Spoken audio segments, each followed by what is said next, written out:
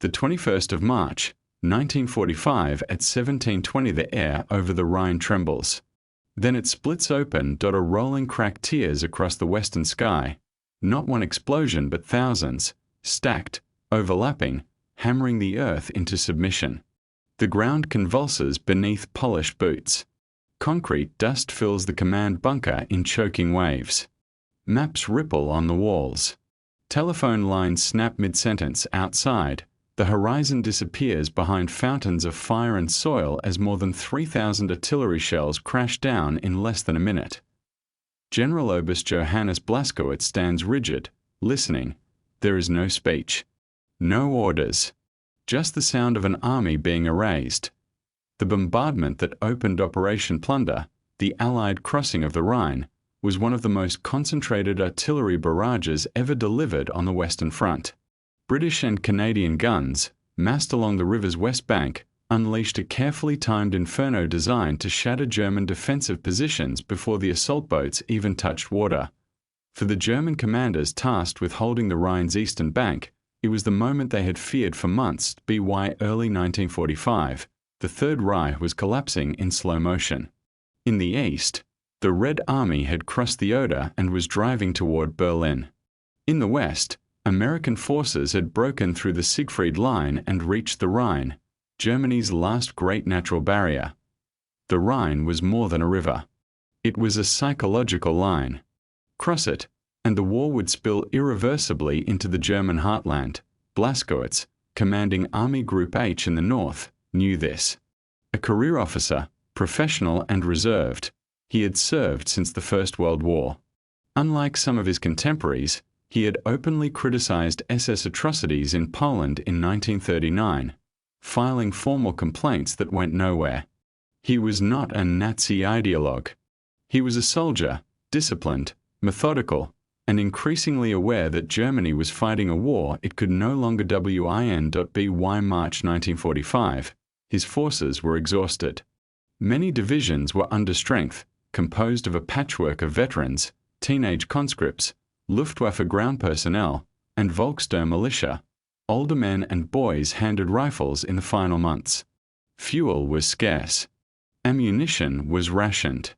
Air cover was almost non-existent. Across the river, the Allies prepared with industrial precision. Field Marshal Bernard Montgomery's 21st Army Group assembled one of the largest artillery groupings of the war in Northwest Europe.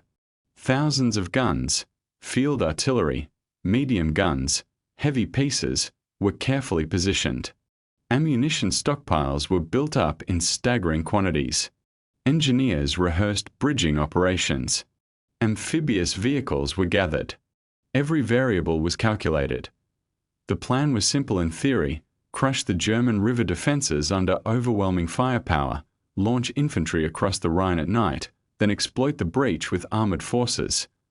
But simplicity on paper never guarantees simplicity in execution.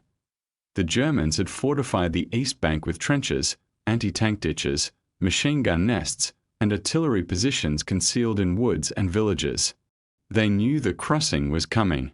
The question was when, and where. On the 7th of March, 1945, American forces had captured the Ludendorff Bridge at Remagen intact, shocking German high command. Hitler reacted with fury, ordering courts-martial and executions. Bridges elsewhere were blown preemptively. The Rhine crossings in the north would not be allowed to fall intact. By the time Montgomery finalized the date for Operation Plunder, the 21st of March for preparatory bombardment, 23 to the 24th of March for the main crossing, the Germans were stretched thin along a broad front. Intelligence reports indicated significant Allied buildup, but the scale remained unclear. Then the guns opened. The bombardment that evening was not random. It was mapped down to grid squares. Counter-battery fire targeted German artillery positions. High explosive shells pulverized trenches and strongpoints. Smoke rounds drifted across the river. The sky flickered orange and white in rapid succession. Imagine standing in a reinforced bunker as the ceiling dust sifts down like sand in an hourglass. Each impact feels closer than the last. The air pressure thumps your chest. You taste cordite and concrete. Blaskowitz later described the barrage as overwhelming in intensity. British accounts confirmed that thousands of shells were fired in an extraordinarily short window to stun defenders before the river assault. For the German soldiers in forward positions, it was chaos. Telephone exchanges were smashed. Runners were cut down. Artillery batteries attempting to respond found themselves targeted within minutes by Allied counter-battery radar and observation posts. Years of German defensive doctrine, elastic defense, rapid response, was suffocated under weight of fire. Meanwhile, back on the western bank, Allied infantry waited in assault craft, listening to the thunder they themselves had unleashed. Engineers checked ropes and motors. Officers glanced at luminous watches. Timing was everything. If the barrage lifted too early, defenders could recover. Too late, and friendly fire would fall on their own men. The scale of coordination reflected lessons learned from earlier crossings: Sicily, Italy, Normandy. By 1945, Allied logistics and firepower had matured into a system of relentless efficiency. But firepower alone does not win a crossing. Rivers are unpredictable. Currents pull. Mud swallows boots. Searchlights can blind or reveal. German commanders understood that even shattered units could inflict heavy casualties on troops packed into boats midstream. As dusk deepened into night, the artillery shifted. The river's surface glowed under flickering light. Smoke drifted low across the water. Somewhere beyond that haze, German soldiers regrouped. Those who could. Blaskowitz faced impossible mathematics. He could not match Allied numbers. He could not replace destroyed guns overnight. His orders were to hold as long as possible, to delay, to buy time for formations retreating deeper into Germany. Hold with what? Fragments of divisions. Makeshift battalions. Determination. The Rhine had been crossed before in history, by Napoleon, by imperial armies, but never under such mechanized fury. Now, as the first assault waves prepared to push off, the outcome felt both inevitable and uncertain. Because even under 3,000 shells in a minute, war does not end instantly. Men survive. Guns remain hidden. And sometimes, in the silence after the barrage lifts, the real battle begins, and on the far bank of the Rhine, in shattered trenches and half-collapsed bunkers, German defenders were still breathing. Night settles over the Rhine like a lid pressed down on a boiling pot. The artillery slackens, not into silence, but into a calculated rhythm. Shells now land deeper inland, probing roads, crossroads, suspected reserves. The river itself grows eerily visible through drifting smoke, its black surface rippling under shattered reflections of burning buildings. 9 o'clock in the evening on the 23rd of March, 1945, the first Allied assault waves push off British commandos and infantry of the 51st Highland Division, the 15th Scottish Division, and other formations begin crossing near Rhine and Wesel. Canadian units prepare further north. Motors hum low. Oars dip carefully. Some craft are amphibious buffalo vehicles, tracked, armored carriers designed to crawl out of water onto mudflats. Others are simple assault boats, plywood, and canvas under heavy loads of men and weapons. Behind them, artillery continues to fire in timed lifts, creeping forward to suppress any German attempt to regroup. On the eastern bank, what remains of the German front braces. Blaskowitz Army Group H had responsibility for the northern sector of the Rhine. Under him, the 1st Parachute Army, once elite airborne troops, now largely ground infantry, manned much of the line.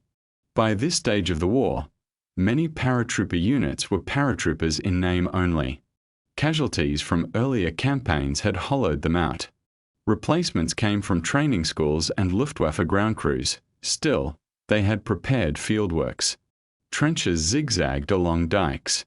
Machine gun nests were concealed in farmhouses. Anti-tank guns were dug in along likely exit routes from the river. The problem was not planning. The problem was weight. The preparatory bombardment had not simply damaged positions, it had severed coordination. German after-action reports described communications collapsing under the intensity of fire. Lines were cut repeatedly. Radio sets were buried or destroyed. Command posts relocated under pressure. In some sectors, company commanders were forced to act entirely on local initiative as the Allied boats approach midstream. Flares suddenly bloom from the German side, white arcs rising into the sky. Machine gun fire lashes the water. Tracer rounds stitch across the darkness. Mortars thump from concealed pits. The Rhine crossing was not uncontested. British war diaries record stiff resistance in several landing zones. Some boats are hit. Men fall into the freezing water, weighed down by equipment. Engineers scramble to clear obstacles while under fire. But here is where Allied preparation begins to show its decisive edge. Specialized armored vehicles, part of Major General Percy Hobart's 7th to 9th Armored Division, move forward as soon as bridging allows. DD amphibious Sherman tanks swim across in some sectors. AVRE engineering tanks bring fascines and petard mortars to smash bunkers. Buffalo carriers ferry wave after wave of infantry. Air power joins the assault. At 10 o'clock in the evening, Operation Varsity, one of the largest airborne drops of the war, begins preparations. By the morning of the 24th of March, thousands of British and American paratroopers descend east of the Rhine near Wesel to seize key terrain and disrupt German reinforcements. For Blaskowitz and his subordinates, the situation escalates rapidly. Wesel itself becomes a focal point.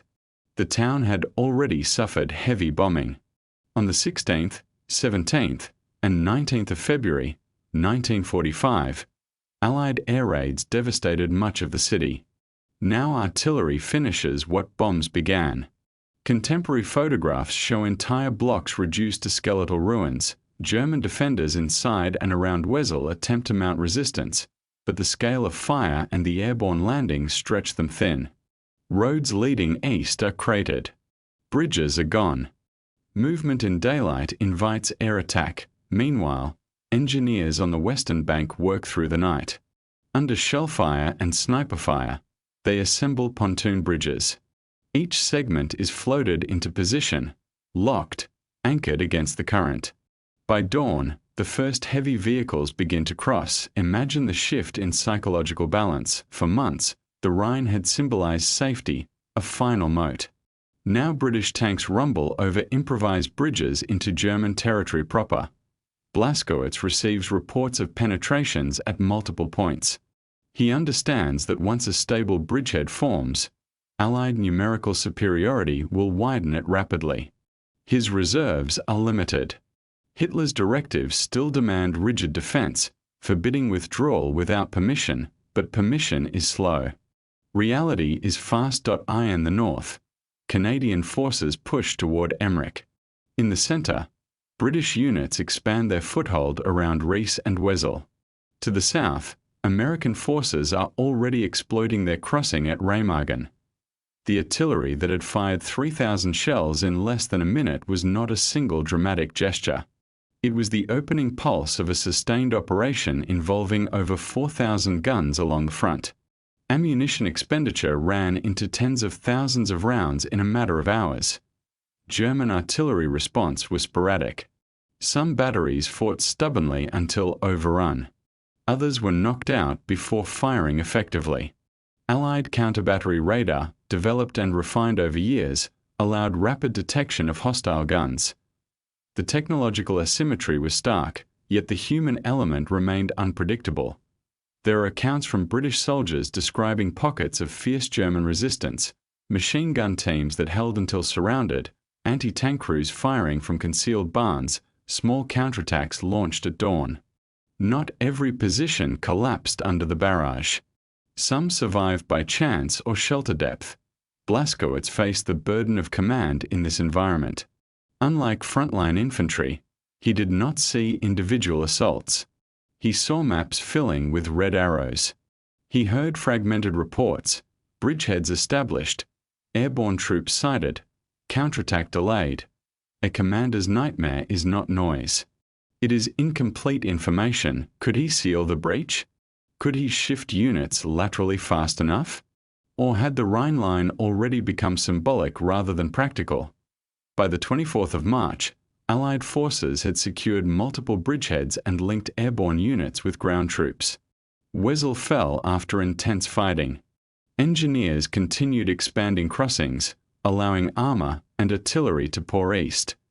The German defensive line along this sector began to unravel, not instantly, not cleanly, but unmistakably. Blaskowitz ordered withdrawals where possible to avoid encirclement, attempting to establish new defensive lines further east. His formations retreated in stages, fighting delaying actions when they could. But the Allies were no longer merely crossing a river. They were breaking into the northern German plain, and once mechanized forces gained momentum there, flat terrain, open roads, the pace of advance could accelerate beyond anything static defense could contain. The barrage of 3,000 shells had done more than shatter trenches. It had shattered the illusion that the Rhine could be held indefinitely. Yet even as Allied columns fanned out, one question lingered over every German headquarters east of the river: if this line could not hold, what line could? Night settles over the northern German plain. The Rhine is behind, but the battle is far from over. British and Canadian units push forward from the river crossings, linking with airborne troops dropped east of Wesel. Armor rumbles across pontoon bridges. Engineers work tirelessly to expand crossings and repair damaged bridges. Every hour, the Allies consolidate their gains, turning fragile footholds into formidable bridgeheads. Blaskowitz's forces are in retreat. His units conduct delaying actions where they can, but the flow of mechanized Allied forces is relentless. Roads and open terrain favor the attackers. Defensive positions that might have held a week earlier now crumble under pressure. The psychological impact of the Rhine crossing cannot be overstated. For months, the river symbolized a barrier. Now that symbol is gone. German commanders and soldiers alike are forced to confront the reality of the Allied advance into northern Germany. Reports arrive of German units being cut off or encircled. Communication remains fragmentary. Telephone lines are down, radio sets destroyed, runners shot. Blaskowitz faces impossible choices. His orders demand defense at all costs, but the speed of the Allied advance makes rigid adherence impossible. Air power continues to dominate. The skies are filled with Allied fighters and bombers. Supply lines are attacked. Any attempt to regroup during daylight invites destruction from above. The human element remains unpredictable. Some German units fight fiercely, holding small pockets against overwhelming odds. Machine gun crews fire from barns and trenches. Anti-tank teams launch desperate counterattacks. But the weight of Allied artillery, armor, and infantry is too great to overcome. As the 24th of March dawns, Wesel is fully in Allied hands. Bridgeheads are secure. Infantry and armor pour eastward. Engineers continue to work, ensuring that supply and artillery can cross the river efficiently. Blaskowitz orders withdrawals where possible. He tries to form new defensive lines further east, but the terrain is open and the enemy is fast. The northern German plain is now open to mechanized exploitation. The barrage of 3,000 shells that had opened Operation Plunder was not a single dramatic gesture. It was the opening pulse of an operation that would continue to grow in scale and intensity. German defenses are in disarray. Positions that once seemed formidable now lie in ruins, yet not everything collapses. Some positions survive by chance or depth of construction. German soldiers continue to fight, demonstrating courage under impossible circumstances. But these isolated acts cannot reverse the tide. Blaskowitz confronts the harsh reality of command under fire. Maps fill with red arrows marking Allied advances.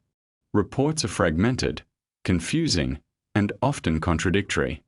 He cannot replace lost guns, reorganize shattered units, or hold the line indefinitely. The Rhine is crossed. The northern German plain is vulnerable. The illusion of safety has been shattered, and still, on the far bank, in scattered trenches and half-collapsed bunkers, German defenders are breathing. They are wounded, weary, and aware that the next phase of the battle will demand even more from them. The Allies are not just crossing a river.